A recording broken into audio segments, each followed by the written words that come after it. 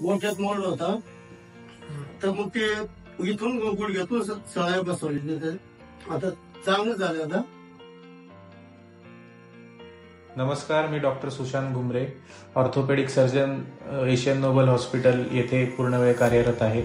2 महिन्यापूर्वी आमच्या इथे 85 वर्षाचे एक गृहस्थ आलेले. त्यांना पाय मोडला म्हणून ते आले होते. एक्सरे केल्या असता असे लक्षात आले की त्यांच्या पायातले दोन्ही हाडे हे मोडलेले आहेत. त्यांच्याशी चर्चा करून आम्ही त्यांचा ऑपरेशनचा निर्णय घेतला व दुसऱ्या दिवशी त्यांच्या दोन्ही हाडांची शस्त्रक्रिया यशस्वीरित्या करण्यात आली.